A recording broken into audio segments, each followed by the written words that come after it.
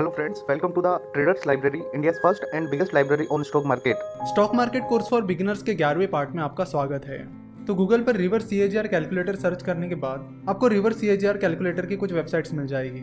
जैसे कि हम यहाँ पर क्लिक कर रहे हैं cagrcalculator.net। यहाँ पर दो तीन चीज़ें आपसे पूछी जाएगी कि स्टार्टिंग वैल्यू यानी इनिशियल इन्वेस्टमेंट कितनी है, उस पर कितना सीएजीआर मिला है, नंबर ऑफ पीरियड क्या है, और बाद में हम उसकी फ्यूचर वैल्यू कैलकुलेट करेंगे। चलो तो आपको बता दूं कि हम यहाँ पर क्या कर रहे हैं। सेंसेक्स ने पिछले 10 सालों में सीएजीआर यानी कंपाउंडेड सालाना 16% रिटर्न दिया है। यानी पिछले 10 सालों में सेंसेक्स ने कंपाउंडेड सालाना 16% रिटर्न दिया है, जो कि एक बहुत अच्छा रिटर्न है। चलो तुम यहाँ पर मान लेते हैं कि आप 1 लाख रुपए सेंसेक्स में इन्वेस्ट कर रहे हो, और हम ये अज्यूम करते हैं कि आने वाले सालों में अगर सेंसेक्स सीएजीआर 15% रिटर्न आपको देता है, यानी कंपाउंडेड सालाना 15% रिटर्न आपको देता है, तो आपके 1 लाख रुपए की वैल्यू कंपाउंडिंग के बाद क्या होगी। तो जैसे कि हमने मान लिया है कि आप शुरुआत में 1 लाख रुपए इन्वेस्ट कर रहे हो, तो स्टार्टिंग वैल्यू यानी इनिशियल इन्वेस्टमेंट वैल्यू यहाँ पर हमें 1 लाख रुपए रखनी होगी। तो स्टार्टिंग वैल्यू के कॉलम में आपको लिखना है 1 लाख। हमने अज्यूम किया है कि आपको आने वाले सालों में कंपाउंडेड सालाना 15% रिटर्न मिलेगा, इसलिए सीएजीआर के कॉलम में आपको लिखना है 15। नेक्स्ट पॉइंट आता है नंबर ऑफ पीरियड्स। तो चलो देखते हैं कि 15% कंपाउंडेड सालाना रिटर्न से 1 लाख रुपए की वैल्यू 1 साल बाद क्या रहेगी। तो नंबर ऑफ पीरियड्स में रखिए 1, क्योंकि हमें 1 साल बाद की वैल्यू पता करनी है। तो 1 साल बाद 15% सीएजीआर से 1 लाख रुपए की वैल्यू 1,15,000 हो जाएगी। यानी 1 साल बाद 1 लाख रुपए की इन्वेस्टमेंट पर आपको 15,000 रुपए रिटर्न मिलेगा। चलो तो अब देखते हैं कि 2 साल बाद उस 1 लाख रुपए की वैल्यू क्या रहेगी। तो स्टार्टिंग वैल्यू में आपको फिर से पुट करना है 1 लाख रुपीज़, सीएजीआर में लिखना है 15% और नंबर ऑफ पीरियड्स में लिखना है 2, क्योंकि हम यहाँ पर चेक कर रहे हैं कि 2 साल बाद 15% सीएजीआर से 1 लाख रुपए की वैल्यू क्या रहेगी। तो 2 साल बाद उस 1 लाख रुपए की वैल्यू 1,32,250 रुपीज़ हो जाएगी। जैसे कि हमने देखा था कि 1 साल बाद उस 1 लाख रुपए की वैल्यू 1,15,000 रुपीज़ हो गई थी।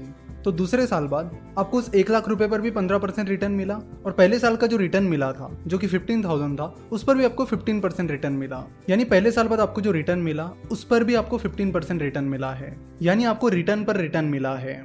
तो कंपाउंडिंग की वजह से आपको 2,250 रुपीज़ एक्स्ट्रा रिटर्न मिला है। तो 2 साल बाद आपको टोटल 32,250 रुपीज़ रिटर्न मिला है। तो तीसरे साल बाद की फ्यूचर वैल्यू जब आप निकालोगे तो आपको 1 लाख रुपीज़ पर भी 15% रिटर्न मिलेगा, और 2 साल बाद ये जो रिटर्न मिला है 32,250 रुपीज़, इस पर भी 15% रिटर्न मिलेगा। और इसी तरह कंपाउंडिंग काम करता है, यानी रिटर्न पर रिटर्न।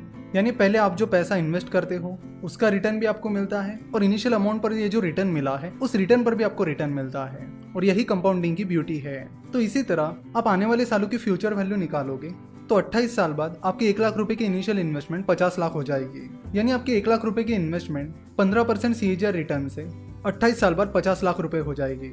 यानी आपकी इनिशियल इन्वेस्टमेंट 15% सीएजीआर रिटर्न से 28 साल में 50 गुना बढ़ गई है। इसी तरह आप 28 साल के बाद भी आपके 1 लाख रुपए की इनिशियल इन्वेस्टमेंट की फ्यूचर वैल्यू निकालोगे तो आपको पता चलेगा कि 33 ईयर्स बाद आपके 1 लाख रुपए की इन्वेस्टमेंट 1 करोड़ हो जाएगी। यानी 1 लाख रुपए की इन्वेस्टमेंट 50 लाख होने में आपको 28 साल लगे, और उसके बाद और 50 लाख रुपए जुड़ने में सिर्फ 5 साल लगे। यानी 1 लाख रुपए के 50 लाख रुपए होने में 28 साल लगे, और 1 लाख रुपए के 1 करोड़ रुपए बनने में 33 साल लगे। तो आप यहाँ पर देख सकते हो कि जैसे जैसे साल गुजरते जाएंगे आपके रिटर्न्स कितने तेजी से बढ़ते जाते हैं। तो इसे कहते हैं कंपाउंडिंग की पावर, और कंपाउंडिंग तभी काम करती है जब आपके इन्वेस्टमेंट लॉन्ग टर्म हो। तो हमने यहाँ पर देखा कि 1 लाख रुपए की इन्वेस्टमेंट 15% सीएजीआर से कैसे बढ़ती है। तो ये 1 लाख रुपए की इन्वेस्टमेंट तो वन टाइम इन्वेस्टमेंट थी। अगर यही 1 लाख रुपए की इन्वेस्टमेंट हर साल की जाती, यानी हर साल 1 लाख रुपए इन्वेस्ट किए जाते, तो उसकी एक बहुत ही बड़ी टोटल अमाउंट निकल कर आती। मिस्टर वॉरेन बफेट जब भी इन्वेस्टमेंट करते हैं वो बहुत ही लॉन्ग टर्म इन्वेस्टमेंट करते हैं, क्योंकि वो चाहते हैं कि कंपाउंडिंग उनके फेवर में काम करे। यानी वो चाहते हैं कि उनके इनिशियल इन्वेस्टमेंट पर भी उन्हें रिटर्न मिले, और उनके रिटर्न के रिटर्न पर भी उन्हें रिटर्न्स मिलते रहे। उन्होंने 1987 में कोका कोला में इन्वेस्ट किया था, और अभी भी वो उसे होल्ड कर रहे हैं, और उनके लगभग सारे इन्वेस्टमेंट्स बहुत ही लॉन्ग टर्म रही है, जिसमें उन्हें कंपाउंडिंग का बहुत फ़ायदा मिला है। हम चाहते थे कि स्टॉक मार्केट इन्वेस्टमेंट शुरू करने से पहले आपको कंपाउंडिंग के बारे में पता चले, ताकि आप इसका यूज़ अपने फेवर में कर सके, और इसीलिए हमने काफ़ी ज़्यादा फोकस देकर ये टॉपिक यहाँ पर कवर किया है। आशा करता हूँ कि आपको वीडियो पसंद आई होगी। हमसे जुड़े रहने के लिए आप हमें फेसबुक, ट्विटर और इंस्टाग्राम पर फॉलो कर सकते हो। वीडियो देखने के लिए और हमारे साथ जुड़े रहने के लिए आपका बहुत बहुत धन्यवाद।